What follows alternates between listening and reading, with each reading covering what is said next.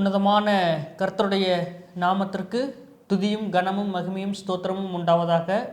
உலகளாவிய எல்கிபோர் advent ministry நேயர்கள் யாவரையும் இந்த வார ஓய்வு நாள் பாட நிகழ்ச்சிக்கு அன்போடு கூட வாழ்த்தி வரவேற்கிறோம்.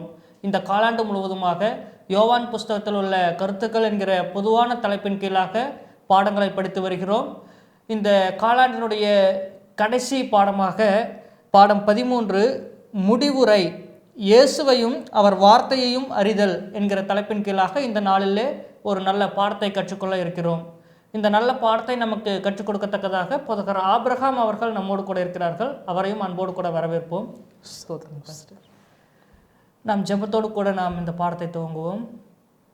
ஒருவராய் சாவாமையுள்ளவரும் சேரக்கூடாத ஒளியிலே வாசம் பண்ணுகிறவரும் மனுஷரில் ஒருவரும் கண்டிராதவரும் காணக்கூடாதவருமாய் இருக்கிற எங்கள் பரிசுத்த பிதாவே, உம்மை நன்றியோடு ஸ்தோத்திரிக்கிறோம் ராஜா.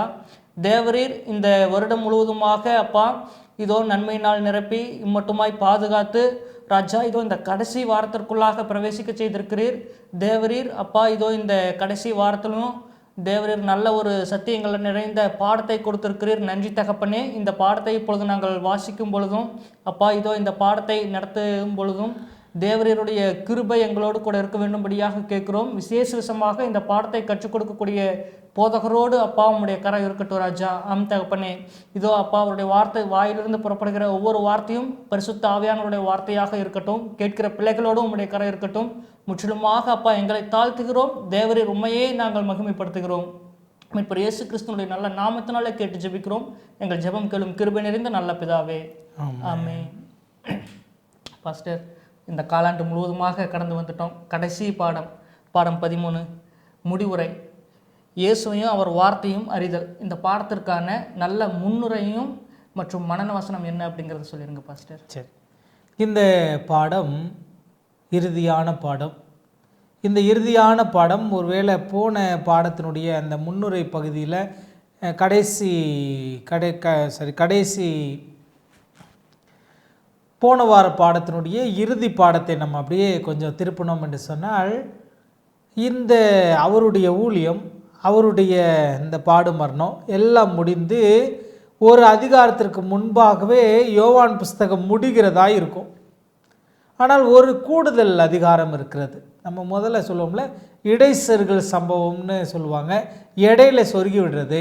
ஆனால் இது ஏதோ கடைசியாக ஒரு பேப்பர் கூட இருக்கிற மாதிரி இருக்கிற இது அட்டை தாளாய் நம்ம நினச்சிக்கலாம். ஆனால் அட்டை தாள் தான் அங்கே என்ன இருக்குது என்பதையும் அதை எப்படி சப்ஸ்கிரைப் பண்ணலாம், எப்படி அதை பெற்றுக்கொள்ளலாம் என்ற சில விளக்கங்களை இந்த கடைசி அட்டை படம் குறிக்கும். அதே மாதிரி இந்த பாடத்தில் நம்ம என்ன படிக்க போகிறோம் என்று சொன்னால், இறுதியாக இவ்வளோத்தையும் நம்ம படிச்சிட்டோம். லோகோஸை படிச்சிட்டோம், எல்லாம் முடிந்ததை படிச்சிட்டோம், தலைகோவை பார்த்தாச்சு, இதோ இந்த மனுஷன் சொல்லப்பட்ட காட்சிகளை பார்த்தாச்சு, யூதருக்கு ராஜான் நமக்காய் அவர் பலியானதை பார்த்தாச்சு, அவர் மகிமைப்பட்டதை பார்த்தாச்சு, உயிர் தெழுந்ததை பார்த்தாச்சு, திறக்கப்பட்ட கல்லறையை பார்த்தாச்சு. இவ்வளவையும் பார்த்த நான் என்ன தீர்மானம் எடுக்க போகிறேன்? ஒருவேளை இந்த பாடத்தை நம்ம படித்து கொண்டிருக்கும் போது இந்த 2024 ஆண்டினுடைய கடைசி வாரத்திற்கு கடைசி மணித்துளிகளுக்கு வந்துவிட்டோம். எதிர்நோக்கி ஒரு புதிய ஆண்டு நமக்கு முன்பாய் நின்று கொண்டிருக்கிற இந்த சூழ்நிலையில் நான் என்ன தீர்மானம் எடுக்க போகிறேன்? நிறைய ஊழியக்காரர்கள் அந்த இறுதி நேரத்தில் புது வருடத்திற்கு என்ன தீர்மானம் எடுக்கணும், புது வருஷம் என்ன பொருத்தனையோடு போக வேண்டும் என்று சொல்லி புது வருட பொருத்தனை பிரசங்கங்களை பண்ணுவாங்க. இந்த கடைசி பாடத்தை நான் அவ்விதமாய் பொருத்தனை எடுக்கக்கூடிய பாடமாக நான் வைக்கணும்னு ஆசைப்படுகிறேன். இதை பற்றி தான் இந்த வார பாடத்தில் நம்ம படிக்க போகிறோம். என்னெல்லாம் நம்ம செய்யணும், என்னெல்லாம் அங்கே ஏற்பட்டது என்று ஒரு சில காரியங்களை நம்ம பார்க்க போகிறோம். இந்த வார பாடத்தினுடைய மனன வசனம் யோவான் 5வது அதிகாரம் 39வது வசனம். வேத வாக்கியங்களை ஆராய்ந்து பாருங்கள், அவைகளால் உங்களுக்கு நித்திய ஜீவன் உண்டென்று எண்ணுகிறீர்களே, என்னை குறித்து சாட்சி கொடுக்கிறவைகளும் அவைகளே.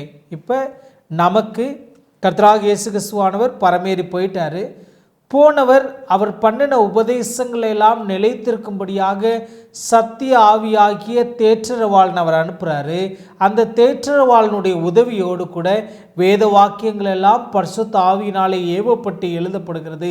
எழுதப்பட்ட அந்த வேத வாக்கியங்கள், அவர் கற்றுக் கொடுத்த இந்த பாடங்கள், சத்திய ஆவியாகிய இந்த பரிசுத்த ஆவியானவர் தானாக பேசாமல் பரலோகம் என்னெல்லாம் சொல்லிக் கொடுக்கணும்னு நினைக்கிறதோ அதெல்லாம் பேசி வாக்கு கடங்காத பெருமூச்சுகளோடு நமக்காக வேண்டுதல் செய்யக்கூடிய அந்த பரிசுத்த ஆவியானவரை இந்த வசனங்கள் வழியாக வேத வாக்கியங்களை ஆராய்ந்து பாருங்கள், அவைகளால் உங்களுக்கு நித்திய ஜீவன் உண்டு என்று எண்ணுகிறீர்களே, என்னை குறித்து சாட்சி கொடுக்கிறவைகளும் அவைகளே.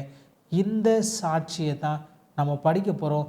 சாட்சியை பார்த்தாச்சு, நான் என்ன செய்யணும்? இதை கரெக்டாக சொல்ல வேண்டும் என்று சொன்னால், சில நேரம் சிறு பிள்ளைகளை ஒரு காரியத்தை செய்ய வைக்க முயற்சி செய்யும்போது முதல்ல அவங்க பெற்றோர் செய்து காட்டுவாங்க. நிறைய பெற்றோர் சின்ன பிள்ளைங்களுக்கு ஊட்டும் போது அவங்க கொஞ்சோண்டு எடுத்து வாயில் போட்டுட்டு ரொம்ப டேஸ்டாக இருக்குது அப்படின்னு அந்த பிள்ளைகளுக்கு ஒரு தூண்டுதலை ஏற்படுத்துவாங்க. அதே மாதிரி இந்த வேத வாக்கியங்கள் கிறிஸ்துவுக்காக நான் நிலைத்திருக்கிற ஒரு சாட்சியை முன்வைக்கிறது. அந்த சாட்சியை பார்க்கக்கூடிய நான் எப்படி வாழணும் என்பதை இந்த பாடத்தில் படிக்க போகிறோம். மிகவும் ஒரு அருமையான முன்னுரை கொடுத்தீங்க பாஸ்டர். தொடர்ந்து பாடத்தின் கேள்விகளுக்குள்ளாக போவோம். கலிலேயாவில் கூடுதல், அவங்க எதற்காக கலிலேயாவில் கூடணும் பாஸ்டர்? சரி, இப்போ ஒரு நிலை திடீர்னு இந்த 3.5 ஆண்டு காலம் கர்த்தராகிய இயேசு கிறிஸ்துவோடு கூட ஊழிய பாதையில் இருந்தவங்க இயேசு கிறிஸ்து மரித்துட்டார்னு ஒரு நிலை ஏற்பட்ட உடனே இவங்களால் என்ன செய்ய முடியலைன்னா அந்த சூழ்நிலையை பேலன்ஸ் பண்ண முடியலை. இங்கே யோவான் இதை எழுதுகிறாரு. ஒருவேளை இந்த நிலையை சொல்ல வேண்டும் என்று சொன்னால், நான் பொருத்தனை எடுத்து ஆண்டவரை ஏற்றுக்கொண்டு ஆண்டவருக்கான ஓடணும்னு போகக்கூடிய இந்த சூழ்நிலையில் ஏதோ ஒரு நெருக்கடியில் நான் விலகி பின்மாற்றம் அடைதலை குறிக்கலாம். என்ன பண்ணிட்டாங்க? வலையில் எடுத்துட்டு திரும்ப போய் அதே வேலைக்கு போயிட்டாங்க. படகு எடுத்தாச்சு, எல்லாத்தையும் மறந்தாச்சு. படகு எடுத்துட்டு மீன் பிடிக்க கடந்து போகிறாங்க.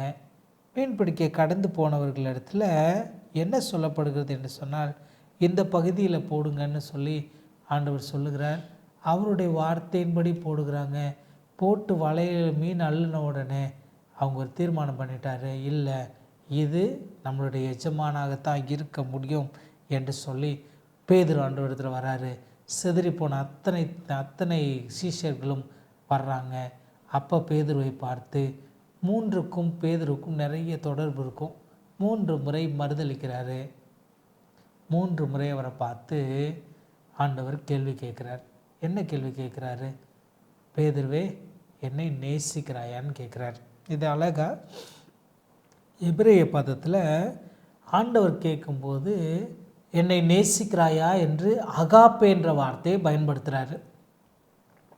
அவர் அதற்கு ஆமாண்டவரே நேசிக்கிறேன், அதை நீர் அறிவீர் என்று சொல்லி அவர் ஃபிலியோன்ற வார்த்தையை பயன்படுத்துகிறார். இந்த கேள்விக்கும் அவர் சொல்லக்கூடிய பதிலுக்கும் ஒருவேளை தமிழ் வேதாமத்தை நம்ம வாசிக்கும்போது ஒரே வார்த்தையாய் தெரியும். ஆனால் இதை மூல பாஷைக்கு நம்ம திருப்பினோம் என்று சொன்னால், கர்த்தராகிய இயேசு கிறிஸ்துவானவர் பேதுருவை பார்த்து அகாப்பே அன்பை பற்றி பேசுகிறார். என்னை நேசிக்கிறாயான்னு கேட்கக்கூடியது அகாப்பேன்னு கேட்குறாரு. அவன் நேசிக்கிறேன் என்று சொல்லி ஃபிலியோன்னு சொல்கிறான். அகாப்பே என்று சொன்னால் அன்கண்டிஷனல் லவ், எந்த ஒரு எந்த ஒரு எதிர்பார்ப்பும் இல்லாத ஒரு பரிபூர்ணமான அன்பு, ஒரு ஒரு ஒரு பரம அன்பு. ஆனால் இவன் ஃபிலியோன்னு பயன்படுத்தக்கூடிய வார்த்தை ஒரு ஃப்ரெண்ட்லி.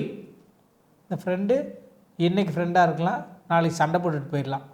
அப்படி ஒரு யதார்த்தமாய் அவன் சொல்லுகிறான். இதை இன்னொரு பரிணாமத்தில் வைத்து நான் சொல்ல வேண்டும் என்று சொல்லி ஆசைப்படுகிறேன்.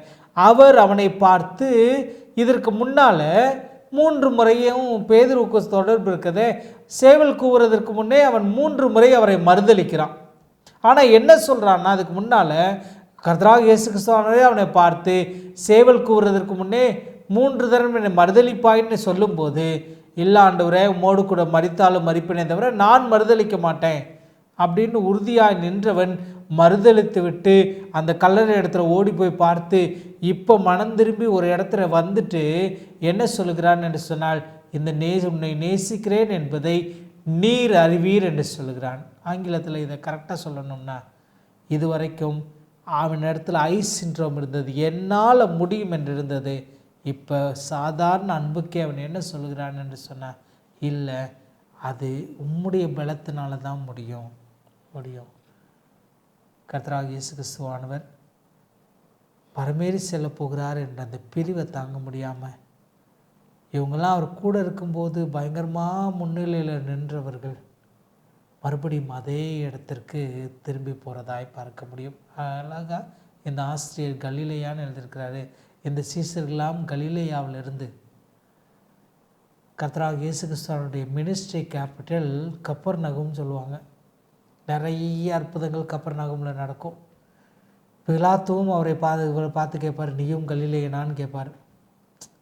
இப்போ கலிலேயாவில் கூடுதல் என்று சொன்னால் திரும்ப பழைய நிலைக்கு போயிட்டாங்கன்னு அர்த்தம். கரெக்டாக சொல்லணும்னா ஆரம்பித்த இடத்துக்கு திரும்ப வந்துட்டோன்னு அர்த்தம். ஒரு விளையாட்டு விளையாடுவாங்க, பாம்பு கடித்து விட்டு ரவுண்டுக்கு வர்றது. 99 போய் பாம்பு கடித்து திரும்ப ரவுண்டுக்கு வர்றது மாதிரி போனவர்கள் திரும்ப கலிலேயாவுக்கு வருகிறார்கள். இதை கரெக்டாக சொல்லணும்னா, ஆண்டவருக்கென்று என்னை ஒப்பு கொடுத்து ஞானஸ்நானத்திற்கு ஒப்பு கொடுத்து ஆண்டவரை சொந்த ரட்சகராய் ஏற்றுக்கொண்டு சத்தியத்துக்காக நான் நிலைநிற்பேன்னு சொன்ன நான் உலக பிரகாரமான சில காரியங்களினாலே நான் விழுந்து போய் மறுபடியும் அந்த பாவ நிலைக்கு திரும்புவேன் என்று சொல்கிறத இது குறிக்கிறது. ஆனால் ஆண்டவருடைய நோக்கம் அது அல்ல. அந்த பெற்றுக்கொண்ட சத்தியத்தில் உறுதியாக நிலைத்திருக்கணும். மிகவும் ஒரு அழகான விளக்கம் கொடுத்தீங்க பாஸ்டர். இயேசு கிறிஸ்துவையே ஏன் நோக்கி பார்க்க வேணும் பாஸ்டர்?